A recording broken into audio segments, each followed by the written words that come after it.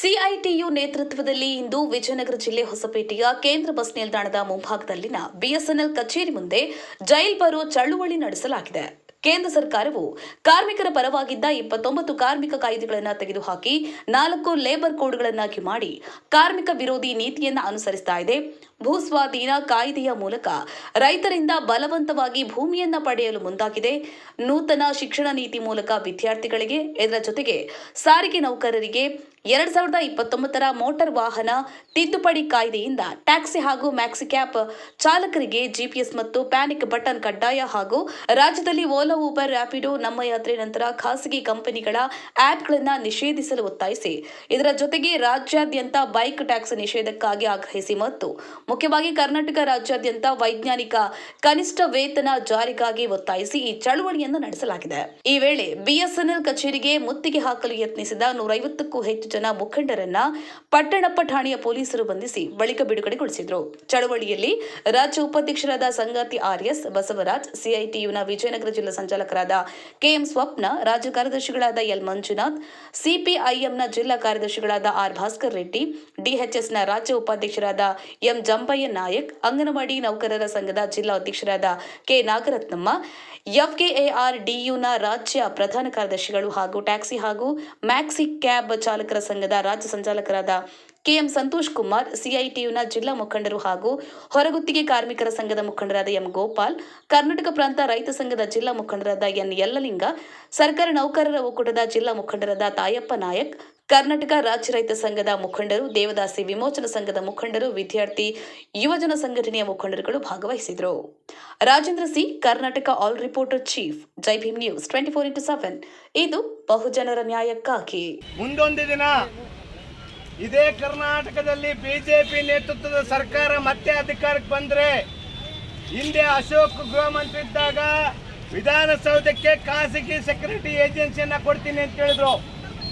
ಬಹುಶಃ ಮತ್ತೊಮ್ಮೆ ಬಿಜೆಪಿ ಸರ್ಕಾರ ರಾಜ್ಯದಲ್ಲಿ ಅಧಿಕಾರಕ್ಕೆ ಬಂದ್ರೆ ಮತ್ತೊಂದು ಸೆಕ್ಯೂರಿಟಿ ಏಜೆನ್ಸಿಗಳನ್ನ ತಂದು ನಿಮ್ಮನ್ನ ಪ್ರೈವೇಟ್ ಕಂಪನಿ ಸೆಕ್ಯೂರಿಟಿಗಳಾಗಿ ನೋಡಂತ ಪರಿಸ್ಥಿತಿ ನಿರ್ಮಾಣ ಆಗುತ್ತೆ. ಇವತ್ತು ಖಾಸಗಿ ಕಂಪನಿಗಳಿಗೆ ರೆಡ್ ಕಾರ್ಪೆಟ್ಗಳನ್ನು ಹಾಕೋ ಮುಖಾಂತರ ಕೇಂದ್ರ ಮತ್ತು ರಾಜ್ಯ ಸರ್ಕಾರಗಳು ಖಾಸಗಿ ಬಂಡವಾಳಗಾರರಿಗೆ ಅನುಕೂಲ ಮಾಡ್ತಕ್ಕಂಥ ಕಾನೂನುಗಳನ್ನು ತರ್ತಕ್ಕಂಥದ್ದು ನೋಡ್ತಾ ಇದ್ದೀವಿ. ಇವತ್ತು ಹೊಸಪೇಟೆ ಅಂತ ನಗರದಲ್ಲಿ ಒಬ್ಬ ಆಟೋ ಚಾಲಕ ಆಟೋ ಓಡಿಸಿ ನೆಮ್ಮದಿಯಿಂದ ದುಡಿತಾ ಇದ್ದಾನೆ ಅಂದ್ರೆ ಇವತ್ತು ದುಡಿಲಿಕ್ಕೆ ಆಗ್ತಾ ಇಲ್ಲ. ಯಾವುದೋ ವಿದೇಶದಿಂದ ಬಂದಂತ ಕಂಪನಿಗಳು, ಒಂದೇ ಒಂದು ಗಾಡಿ ಇಲ್ಲಾರ್ದಂತ ಕಂಪನಿ ಓಲಾ, ಊಬರ್, ರ್ಯಾಪಿಡೋ ಅಂತ ಕಂಪನಿ ಇವತ್ತು ಪ್ರಪಂಚದ ಅತಿ ದೊಡ್ಡ ಸಾರಿಗೆ ಕಂಪನಿ ಅಂತ ಗುರುತಿಸ್ಕೊಂತ ಇದೆ. ಹೊಸಪೇಟೆಯಲ್ಲಿ ಈಗಾಗಲೇ ರ್ಯಾಪಿಡೋ, ಓಲಾ, ಊಬರ್ ಪ್ರಾರಂಭ ಆಗಿದೆ. ಸ್ವಾಮಿ, ನಮಗೆ ದುಡಿಲಿಕ್ಕಾಗ್ತಾ ಇಲ್ಲ. ನಮ್ಮ ಮನೆಯಲ್ಲಿರ್ತಕ್ಕಂಥ ಮಕ್ಕಳಿಗೆ 5 ರೂಪಾಯಿ ಕೊಡ್ಬೇಕಂದ್ರೆ ಕಷ್ಟ ಆಗ್ತಾ ಇದೆ. ಆದ್ರೆ ನಮಗೆ ಗೊತ್ತಿರ್ಲಾರ್ದಂಗ ಈ ಓಲಾ, ಊಬರ್, ರ್ಯಾಪಿಡೋ ಕಂಪನಿಗಳು ಕಮಿಷನ್ ಅನ್ನ ಹೊಡ್ಕೊಂಡು ಹೋಗ್ತಾ ಇದ್ದಾವೆ. ಇದನ್ನ ವಿರೋಧ ಮಾಡ್ತಕ್ಕಂಥ ಸಂದರ್ಭದಲ್ಲಿ ಟ್ಯಾಕ್ಸಿ ಚಾಲಕರಿಗೆ ಜಿಪಿಎಸ್, ಪ್ಯಾನಿಕ್ ಬಟನ್ ಅಂತೇಳಿ ಮತ್ತೆನ್ನೆರಡು ಕಂಪನಿಗಳನ್ನ ವಿದೇಶದಿಂದ ಕರ್ಕೊಂಬಂದು ಅವ್ರ ಸಲುವಾಗಿ ಒಂದು ಕಾನೂನನ್ನ ರಚನೆ ಮಾಡಿ ನಮ್ಮ ತಾಯಂದಿರ ರಕ್ಷಣೆಗಾಗಿ ಜಿಪಿಎಸ್, ಪ್ಯಾನಿಕ್ ಬಟನ್ ಕುಂದಿರ್ತೀವಿ ಅಂತ ಹೇಳಿದ್ರು. ಆದ್ರೆ ಅದರಿಂದ ಲಾಭ ಯಾರಿಗಾಗ್ತಾ ಇದೆ ಅಂದ್ರೆ, ಅದರಿಂದ ಲಾಭ ನಮ್ಮ ತಾಯಂದ್ರಿಗೆ, ನಮ್ಮ ಅಕ್ಕ ತಂಗಿಯರಿಗೆ ಅಥವಾ ನಮ್ಮ ಟ್ಯಾಕ್ಸಿ ಚಾಲಕರಿಗೆ, ನಮ್ಮ ಆಟೋ ಚಾಲಕರು ಆಗ್ತಾ ಇದೆ ಅಂದ್ರೆ ಆಗ್ತಾ ಇಲ್ಲ.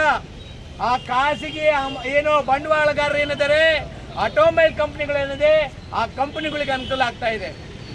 ಇವತ್ತು ನಾವು ಮೋಟಾರ್ ವಾಹನ ಕಾಯ್ದೆಯನ್ನ ಜಾರಿ ಮಾಡಬೇಡ್ರಿ, ದುಬಾರಿ ದಂಡವನ್ನ ಜಾರಿ ಮಾಡಬೇಡ್ರಿ ಅಂತ ನಾವು ಹೋರಾಟ ಮಾಡ್ತಾ ಇದ್ರೆ, ಕೇಂದ್ರ ಸರ್ಕಾರದ ನರೇಂದ್ರ ಮೋದಿ ನೇತೃತ್ವದ ಸರ್ಕಾರ ಜಾರಿ ಮಾಡಿದಂತ ಕಾನೂನನ್ನ ಯಥಾಸ್ಥಿತಿಯಲ್ಲಿ ನಮ್ಮ ರಾಜ್ಯ ಸರ್ಕಾರ ಕೂಡ ಜಾರಿ ಮಾಡಿದೆ. ಎಂತ ಅವೈಜ್ಞಾನಿಕ ಕಾನೂನು ಅಂದ್ರೆ, ಒಬ್ಬ ಚಾಲಕ 1 ವರ್ಷದಲ್ಲಿ ಸಣ್ಣ ಪುಟ್ಟ ತಪ್ಪುಗಳು 5 ತಪ್ಪುಗಳು ಮಾಡಿದ್ರೆ ಅವನ RC ಸಸ್ಪೆಂಡು, DL ಸಸ್ಪೆಂಡ್ ಮಾಡ್ತೀವಿ ಅಂತ ಹೇಳ್ತಾರೆ. ಇಂಥ ಅವೈಜ್ಞಾನಿಕ ಕಾನೂನು ಯಾಕೆ ಮಾಡ್ತಾ ಇದ್ದಾರೆ ಅಂದ್ರೆ, ನಿಮ್ಮನ್ನ ಈ ಸಾರಿಗೆ ಕ್ಷೇತ್ರದಿಂದ ಹೊರಗಿಟ್ಟು ಖಾಸಗಿ ಕಂಪನಿಗಳ ಆಟೋಗಳನ್ನ, ಟ್ಯಾಕ್ಸಿಗಳನ್ನ ರೈಲ್ವೆ ಸ್ಟೇಷನ್, ಬಸ್ ಸ್ಟ್ಯಾಂಡ್ಗಳಲ್ಲಿ ತಂದು ಖಾಸಗಿ ಕಂಪನಿಗೆ ಅನುಕೂಲ ಆಗಬೇಕು ಅಂತ ಉದ್ದೇಶ ಇದೆ. ಸೊ ಆ ರೀತಿ ಉದ್ದೇಶದಿಂದನೇ ಇವತ್ತು ಮೋಟಾರ್ ವಾಹನ ಕಾಯ್ದೆ ಅಡಿಯಲ್ಲಿ ಲಾಸ್ಟ್ ಮೇಲ್ ಕನೆಕ್ಟಿವಿಟಿ ಎಂಬ ಒಂದು ಪದವನ್ನು ಬಳಸಿ ಆ ಒಂದು ಲೈನ್ ನಲ್ಲಿರ್ತಕ್ಕಂಥ ಕಾನೂನು ಇಡೀ ಆಟೋ ಟ್ಯಾಕ್ಸಿ ಸಮುದಾಯವನ್ನ ಬೀದಿಗೆ ತಳ್ತಕ್ಕಂಥ ಕಾನೂನಾಗಿದೆ. ಸೊ ಇಂಥ ಕಾನೂನುಗಳ ವಿರುದ್ಧ ಇವತ್ತು ಸಾರಿಗೆ ಕಾರ್ಮಿಕರು, CITUನ ಅಡಿಯಲ್ಲಿ ಕೆಲಸ ಮಾಡ್ತಕ್ಕಂಥ ಎಲ್ಲ ಸಾರಿಗೆ ರಂಗದ ಕಾರ್ಮಿಕರು ಇವತ್ತು ಡಿಸೈಡ್ ಮಾಡಿದ್ದೀವಿ, ನಾವು ಇವತ್ತು ಜೈಲಿಗೆ ಹೋಗಕ್ಕೆ ರೆಡಿ ಇದ್ದೀವಿ ಅಂತ. ಇಡೀ ಭಾರತ ದೇಶಾದ್ಯಂತ ನಾವು ಜೈಲಿಗೆ ಹೋಗಕ್ಕೆ ರೆಡಿ ಇದ್ದೀವಿ. ನೀವು ನಮಗೆ ದುಡ್ಕಂತಿನ ಕೊಡ್ತಾ ಇಲ್ಲ, ಖಾಸಗಿ ಕಂಪ್ನಿಗೆ ಲಾಭ ಮಾಡ್ತಾ ಇದ್ರಿ. ಖಾಸಗಿ ಕಂಪನಿಗಳೇ ದೇಶ ಬಿಟ್ಟು ತೊಲಗಿ, ಖಾಸಗಿ ಕಂಪನಿಗಳೇ ದೇಶ ಬಿಟ್ಟು ತೊಲಗಿ ಎಂಬ ಘೋಷಣೆಯೊಂದಿಗೆ ಇವತ್ತು ನಾವು ಮುತ್ತಿಗೆಯನ್ನು ಹಾಕಿ ನಾವು ಜೈಲಿಗೆ ಹೋಗಕ್ಕೆ ರೆಡಿ ಇದ್ದೀವಿ ಅಂತ ಹೇಳ್ತಾ ನನಗೆ ಮಾತಾಡ್ಲಿಕ್ಕೆ ಅವಕಾಶ ಕೊಟ್ಟಂತ CITUನ ವಿಜಯನಗರ ಜಿಲ್ಲಾ ಸಮಿತಿಗೆ ತುಂಬ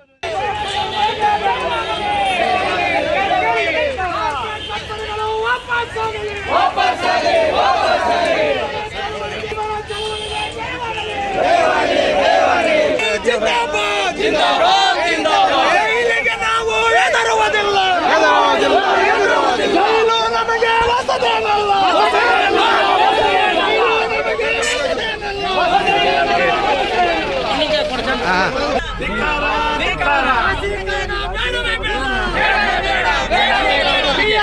ಖಾಸಗೀಕರಣ ಮಾಡುವ ಸರ್ಕಾರಕ್ಕೆ ಧಿಕ್ಕಾರ.